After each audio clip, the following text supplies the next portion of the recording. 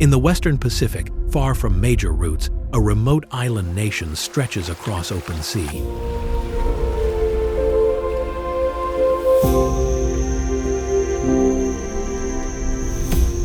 Not easy to reach.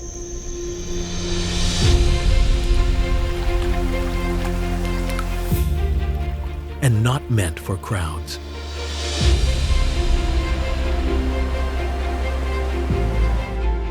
Hundreds of islands rise from deep water.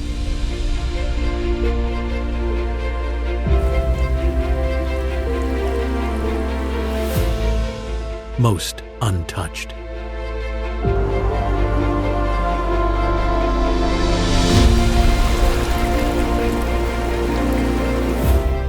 Reefs grow in every direction.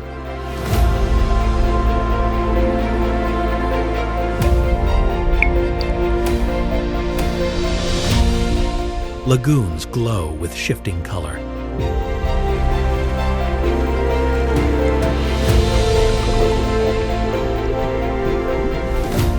And below the surface, life moves quietly out of sight. This is Palau.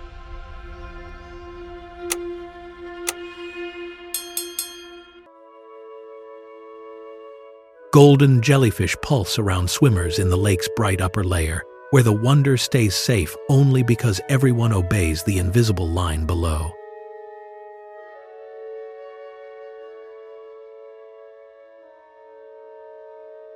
Ongkai multiketau looks harmless from inside the swarm, but deeper water turns anoxic and dangerous, so Palau begins with beauty under rules.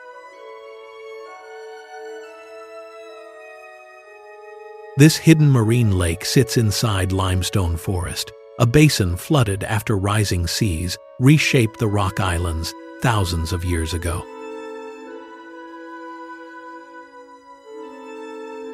From above, Jellyfish Lake survives because visitors accept its limits.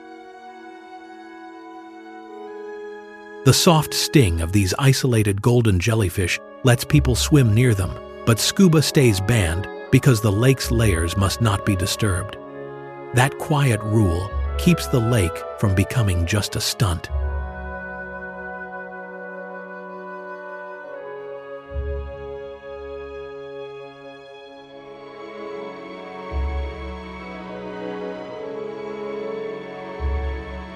Leaving the lake, the route opens into the Rock Islands, where limestone domes turn navigation into a maze of channels and sheltered blue rooms.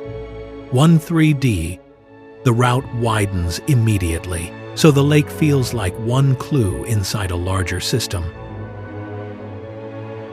This anchorage shows why small boats matter in a country scattered across Pacific islands.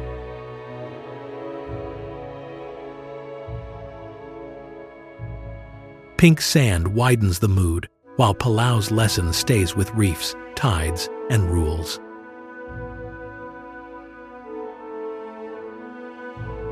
Ingarukuid, the 70 Islands, shows Palau at its most protected, a remote cluster where absence of buildings is part of the story.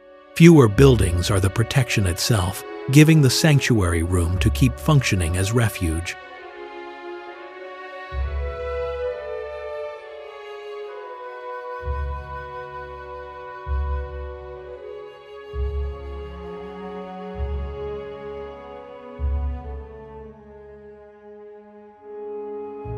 From this height, the southern lagoon becomes a map of green knobs and blue corridors, the kind of geography that hides lakes inside islands. The restriction is part of the geography, turning beauty into a place managed by limits rather than appetite.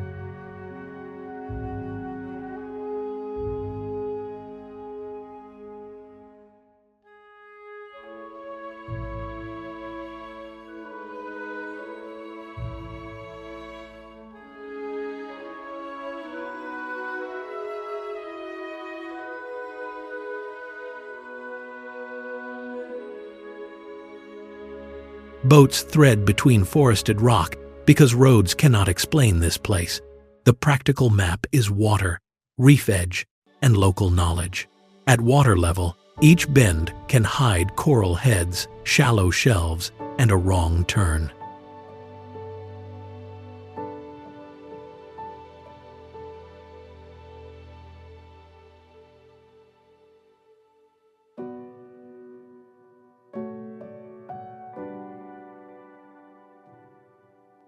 Here, the Rock Island's southern lagoon earns its World Heritage weight, not as scenery alone, but as a living maze shaped by limestone and restraint. The World Heritage value is the whole system: lakes, reefs, forested crowns, and rules working together.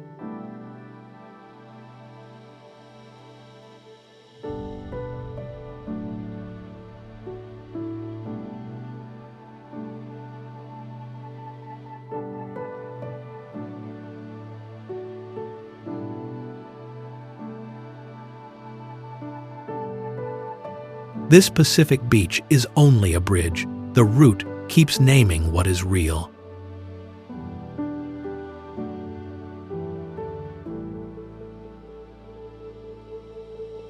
Another lagoon passage stays unnamed, but it helps mark the pattern. Shallow color near shore, darker water where channels cut through. The place stays broad, but the color logic prepares Palau's geography. Back in Palau's lagoon, mushroom-shaped limestone rises from clear water, carved by rain above and undercut by sea below. The undercut bases show tide and time, carving the same stone line generation after generation.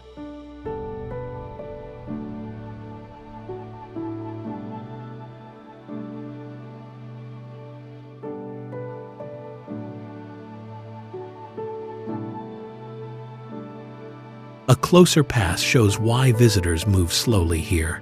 One wrong turn can change a postcard cove into reef, current, or dead end. Water opens, then closes around green islands, making distance feel shorter in the lagoon than it feels by boat. The wide lagoon changes the scale. Palau is small in population, but its protected water world spreads far beyond Koror. Small population does not mean small responsibility. When the water world spreads this far,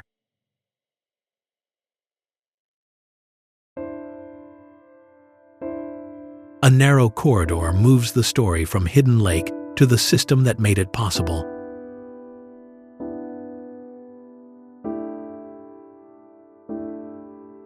Forest presses against the channel, showing how little flat land these limestone islands offer for roads, villages, or farming.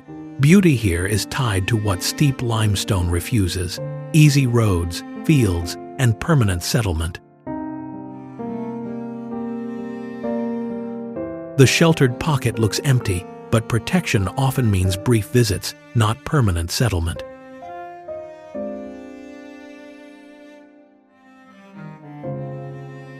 Boats on turquoise water give the human scale, tiny against a lagoon where every cove seems to split into two more choices. The boats give scale, reminding us human movement stays tiny inside the maze.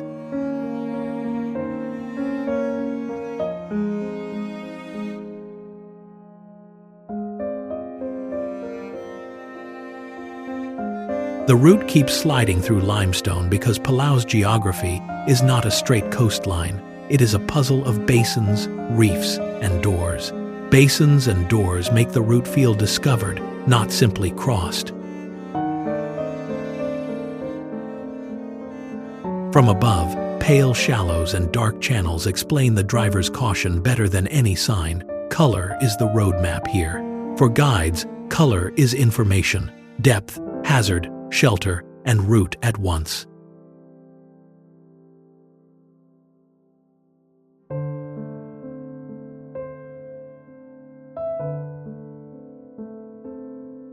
Another green dome passes, and the lake chapter starts to feel less isolated, one secret pocket among many in the same limestone machine. That machine of stone and water is what the rest of the film keeps unpacking.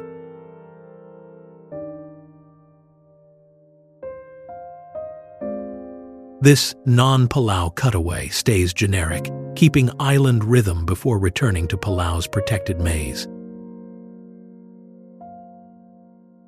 Paradise color can mislead, so the route looks for the rule behind blue water.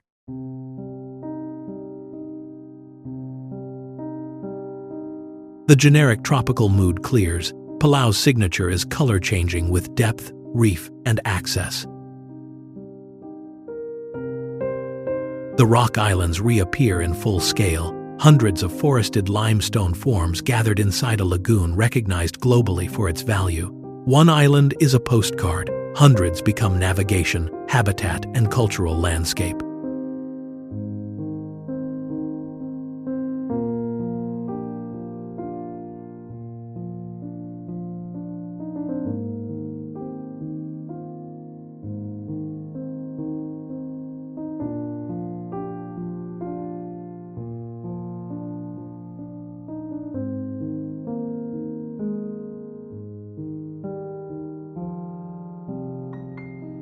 A boat crosses the southern lagoon like a pencil mark on glass, showing how travel here depends on weather, tide, and careful local piloting.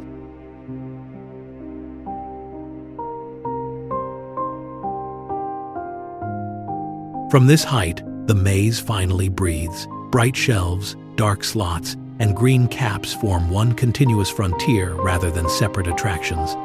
The pattern becomes clear: turquoise platforms, dark seams, green crowns, and no straight road through them.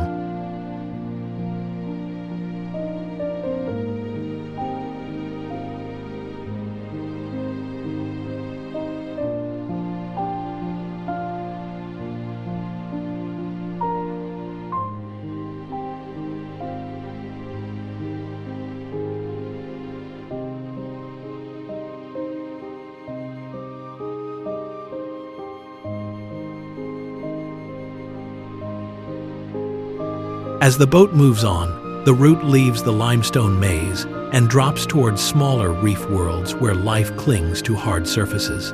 The descent in scale matters. After the maze, the reef becomes the next frontier.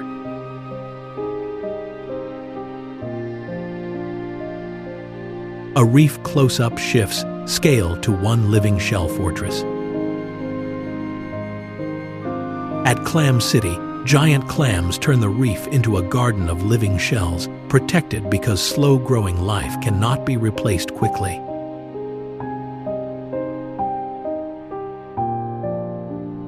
German Channel enters early as a clue. Some passages are natural-looking today but tied to human cuts, trade, and reef edge movement.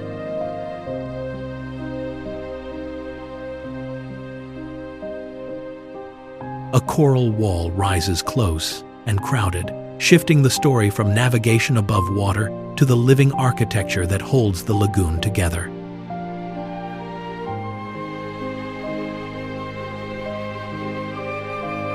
Small reef life flickers. Palau's drama is often quiet, measured in inches, not miles. In Clam City, the story slows down. The reward is seeing how a famous lagoon also depends on slow, vulnerable animals.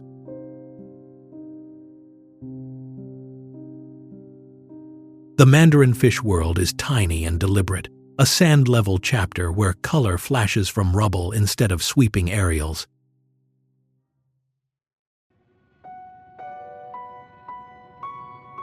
Here, reef life does not perform on schedule, so patience becomes part of the geography. The reward is small movement, brief color, and life that disappears when the water is rushed.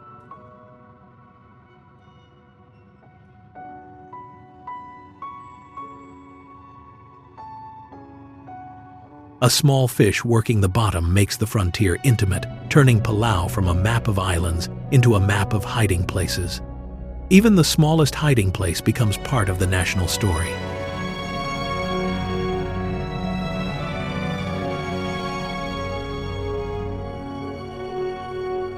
The reef world broadens again, and the journey starts pushing outward from sheltered micro-worlds toward channels with stronger exchange.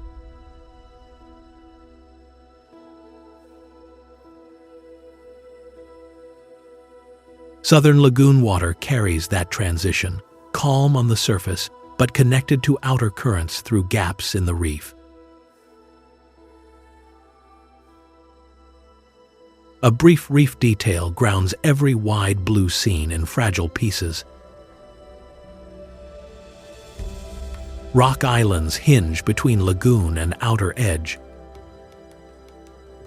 Open water replaces the enclosed cove, and the route begins to feel less sheltered.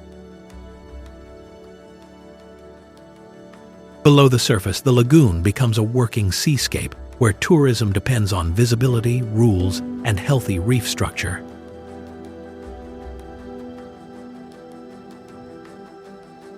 The water column deepens before German Channel, where lagoon calm meets a passage used by boats and marine life. Deeper blue signals stronger exchange, where sheltered lagoon begins meeting the outer sea.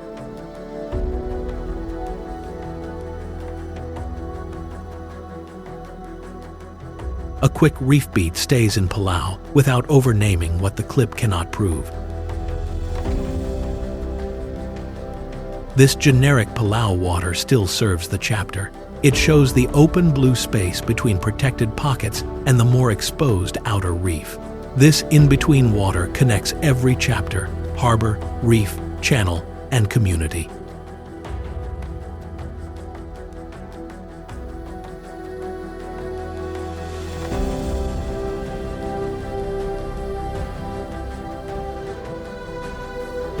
The reef tightens again, and small details carry the sense of a living barrier rather than a simple beach backdrop.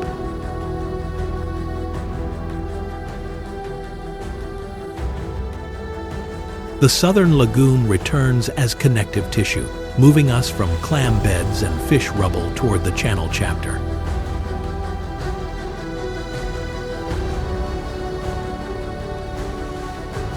A long glide across lagoon color shows why guides read water constantly. Pale, dark, and green all mean different risks under the boat. In Palau, color is not just pretty, it is depth, warning, shelter, and route.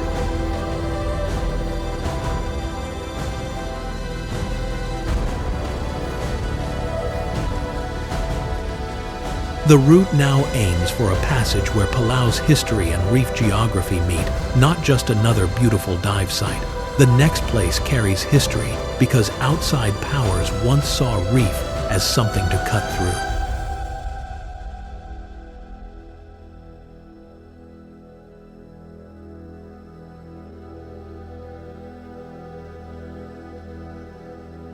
Rock islands fade behind us, and the next rule belongs to the edge where channels concentrate movement.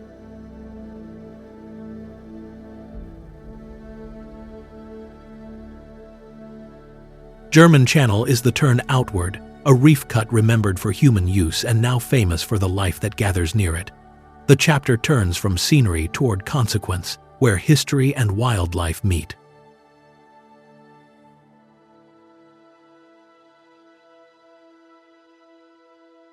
From above, the channel clarifies the geography. A narrow opening through reef changes how boats, current, and divers approach the lagoon. One opening gives boats a route, water a path, and wildlife a point of concentration.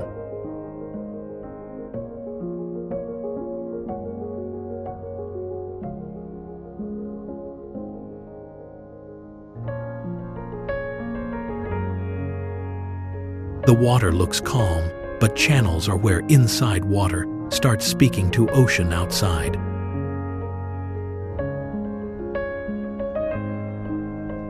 A Palau cutaway keeps the transition simple before the outer edge encounter. At German Channel, the old practical passage becomes a wildlife corridor, showing how Palau's human history can redirect nature without owning it. Mantas make the reversal visible. A passage tied to extraction now rewards watching instead of taking.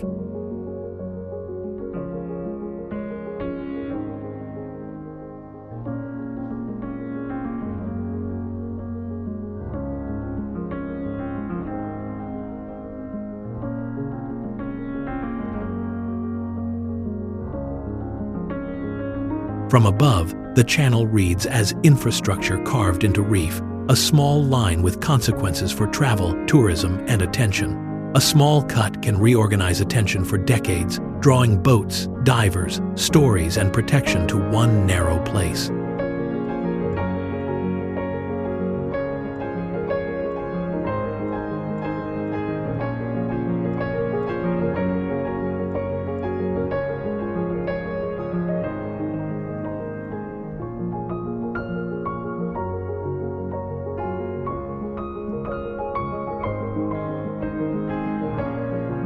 After the channel, Open Blue connects remote islands to fuel, food, weather, and risk.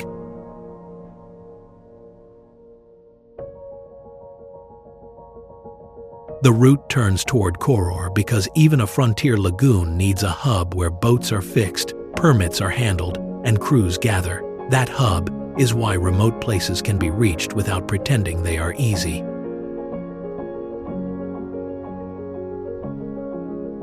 Harbor water replaces wild channels, and Palau's working side appears: docks, boats, fuel, crews, and the machinery behind the remote postcard.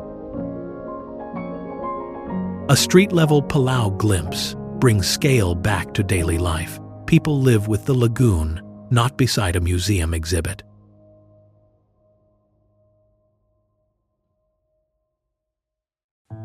Main Street in Koror is the practical center, where island time meets errands, traffic, shops, and departure plans. A brief urban cut reminds us visitors reach the Rock Islands through land schedules. The harbor chapter proves geography needs fuel docks, roads, and weather windows.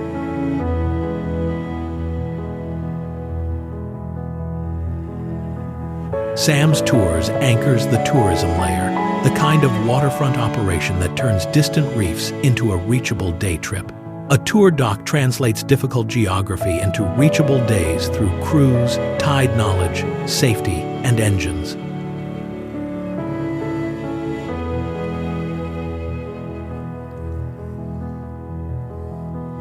Nurmid Bay softens the city edge, showing houses and water sharing the same tight coastal space. Homes, roads, boats, and mangrove edges all negotiate for room along the same shore.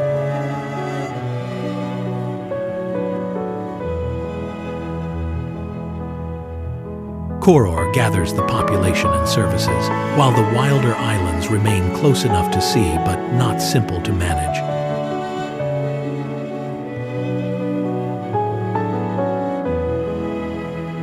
A Palau street or shoreline keeps the human layer moving, from dive boats to everyday routines. Daily routines keep the film honest, because Palau is lived in before it is visited.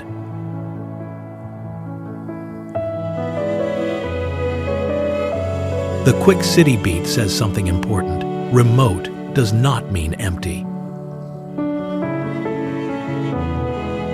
Blue Bay Fuel Station makes the hidden logistics visible. Every beautiful boat ride begins with fuel, maintenance, and money. Remote beauty still needs fuel, repairs, weather, luck, and money.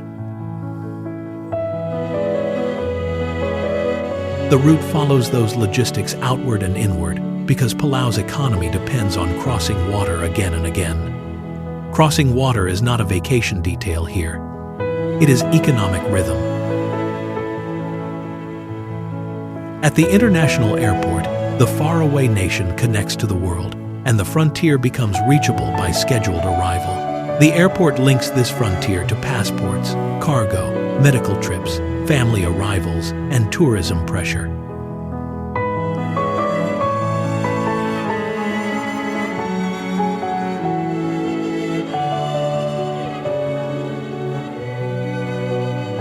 Koror from above shows the hub squeezed between lagoon and road, a small urban island carrying national weight. One hub carries errands, harbor work, hotel traffic, and the departures that feed the lagoon.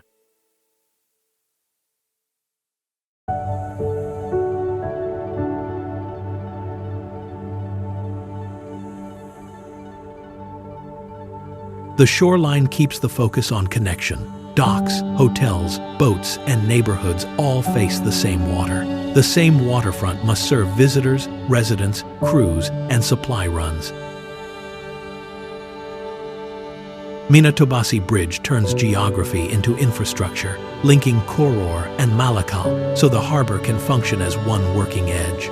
A bridge shortens workdays and turns separated waterfronts into one functioning edge.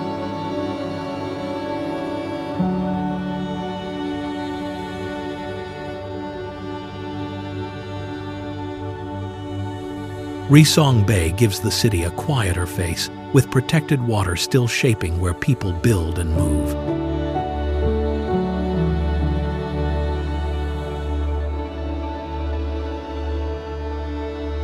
Koror's waterfront is the hinge between postcard Palau and working Palau, where reef trips become jobs, schedules, and family income.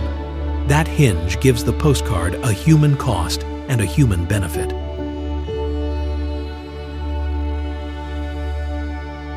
Another city beat slows the pace before the route leaves the harbor and crosses toward the larger, wetter island of Babeldaub.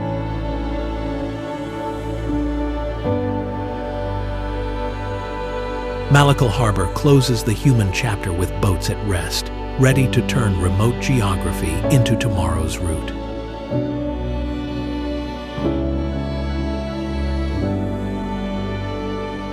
The story now leaves choral logic for volcanic ground, where Palau's largest island changes the color and texture of the map.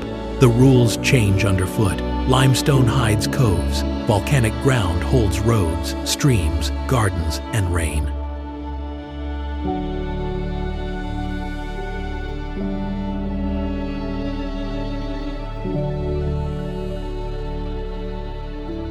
Roadside green replaces reef blue, and the country widens into ridges, soil, rain, and inland distance. The road color tells us the country has changed materials.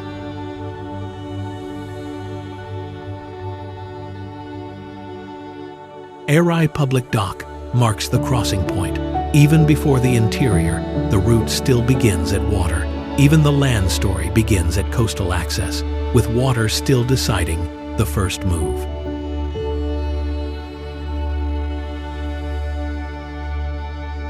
A resort edge shows the tourism layer one last time, before the film turns away from comfort toward forest and falling water. Comfort sits at the edge of a much rougher island story.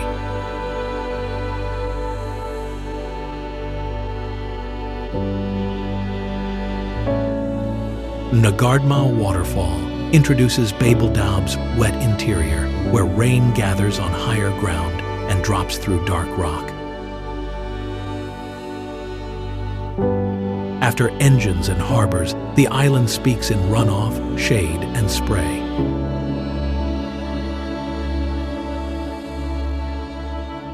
Here, Palau is not limestone lagoon, but volcanic island, with forest paths and fresh water cutting a different kind of frontier.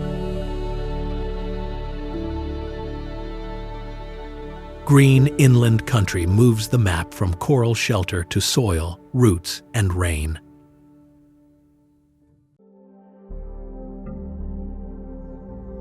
On the Nagardmau Trail, the journey slows to footsteps, proving that not every Palau route is measured by boat wake. Footsteps replace wake lines, and the route slows with the terrain.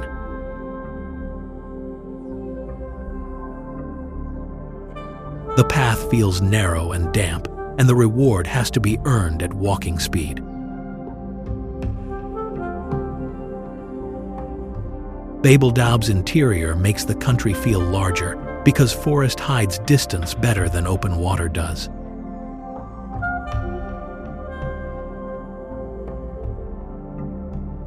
Broad green land carries the human layer too. Volcanic soils support gardens and villages in ways limestone islands cannot.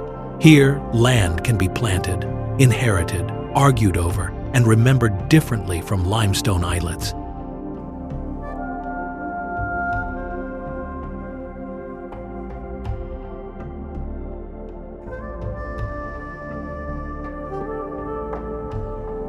The trail closes in, turning the chapter from scenic stop into physical passage.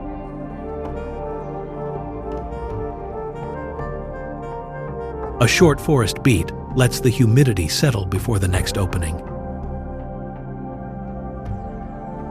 The Engardmau route keeps changing underfoot, from path to rock to water, so the island becomes a moving surface. Every surface underfoot becomes part of the route.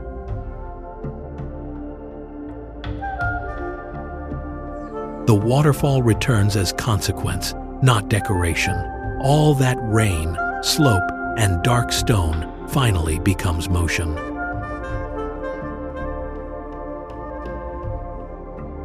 Palau's interior keeps the route inland long enough to break the postcard habit and show the country's heavier ground. Inland Palau is where water becomes soil and the country stops looking like simple tropics.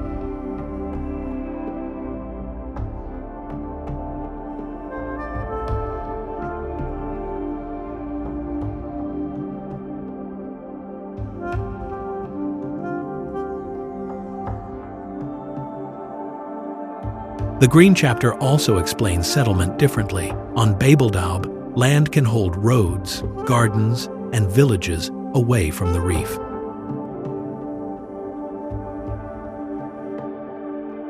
Natpang Tabeshading waterfall widens the freshwater theme, showing that the interior has more than one route for rain to fall.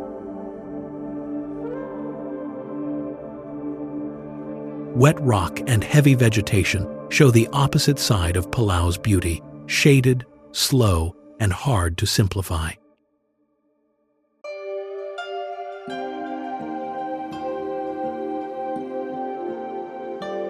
As the road turns back, the film carries inland weight toward the darker southern memory waiting under clear water. Memory in Palau is never far from geography.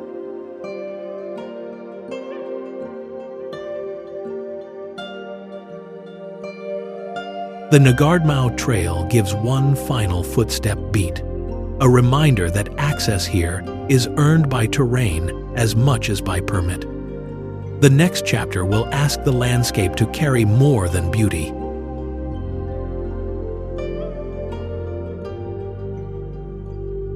A brief Palau transition moves the route out of forest and back toward the sea.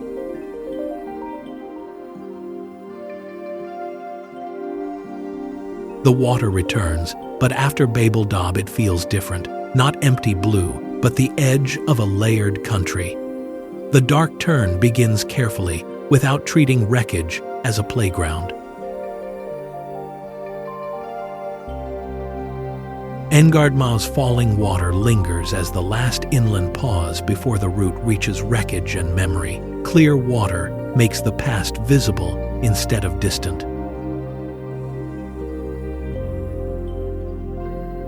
Quiet Palau water prepares the dark turn, lowering the energy so history can enter without shouting. Coral softens the metal, but it cannot remove the reason it is there.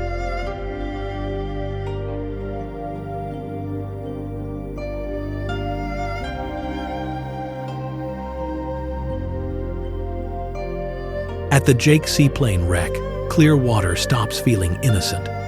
A machine of war has become part of the reef scene.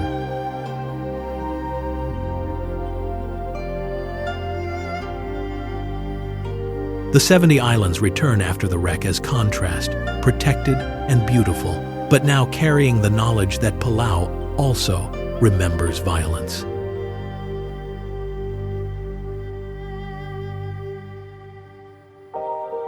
A calm lagoon holds that tension. The same clarity that charms visitors can also reveal what history left behind.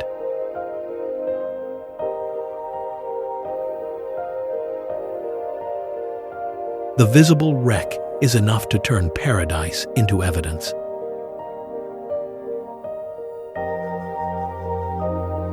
Water gives space after the war chapter, letting silence work. Palau's surface remains luminous, but the story underneath has changed from wonder to responsibility. Now the question changes: what remains, what gets covered by coral, and what deserves respect?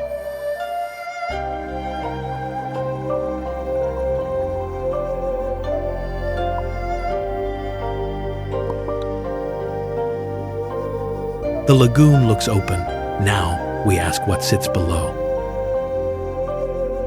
Broad Palau water begins the return chapter, gathering lake, reef, harbor, forest, and wreck into one map. The wreck is shallow enough to see, heavy enough to change the tone.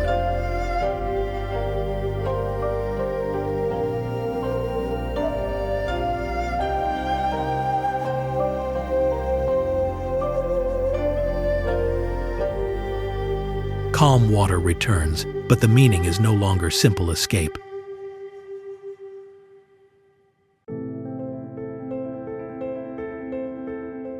Protected lagoon scenery now feels earned because we have seen the systems and histories that keep it from becoming mere scenery. This is history held in place by salt water and time.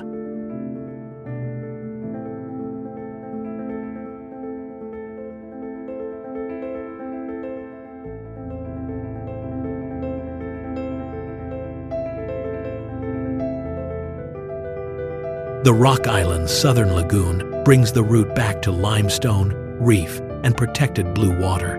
By now, the lagoon is not just pretty, it shows why Palau protects this place so fiercely.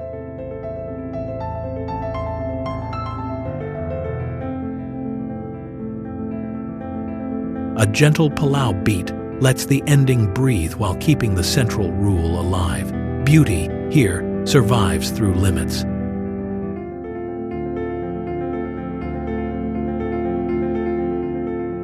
The final water passages are not empty filler. They show how protection must be repeated across coves, channels, reefs, and days. The reef has accepted the object, but the story remains human.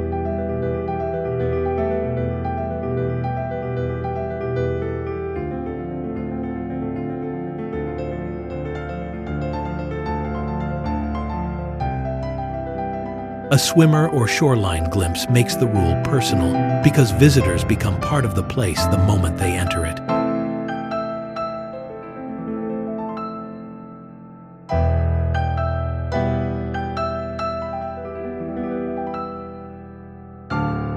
The route slows near the end, trading discovery for care, as if the lagoon itself is asking for lower speed.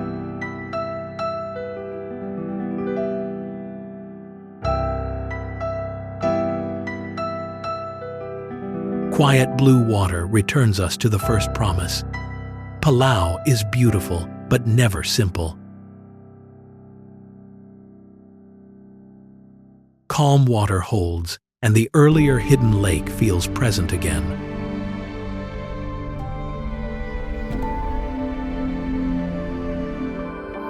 A short closing beat keeps the tone plain. Paradise is not permission.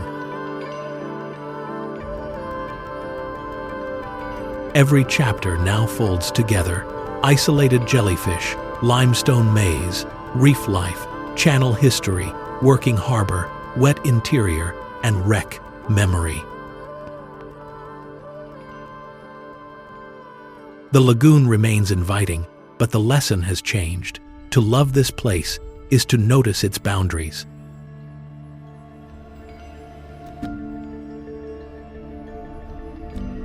A final shoreline movement shows Palau as a country of crossings, where each beautiful threshold comes with a responsibility.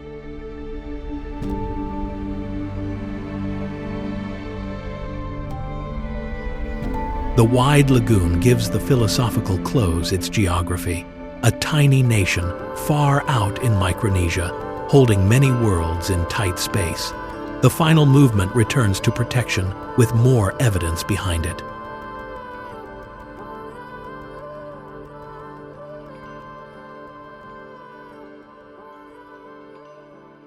Water carries the last transition, from spectacle back to stewardship. Water connects every chapter: lake, reef passage, harbor route, waterfall runoff, and wreck site.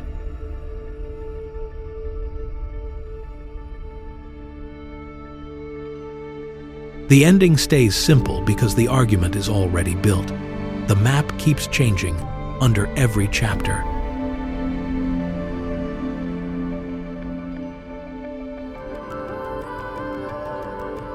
A last Palau passage turns the route into memory, not a checklist of stops. The argument is simple now. Beauty lasts only when limits hold.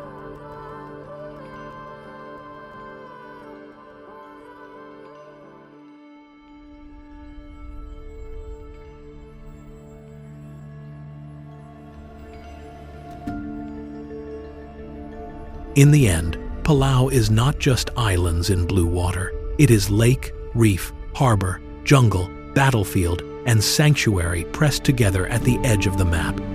Palau has been a sequence of limits, where to swim, anchor, remember, and leave alone. Every earlier chapter is inside this calm water, even when the surface looks simple.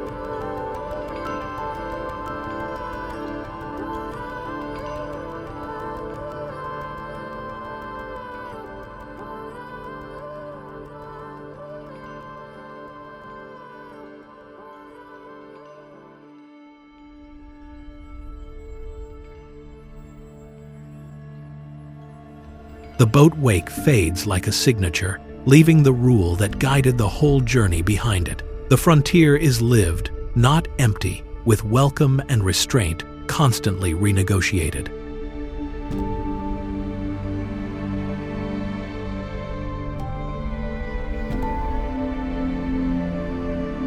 And the final sandbar leaves us with the quiet truth. The most beautiful places are often the most carefully guarded.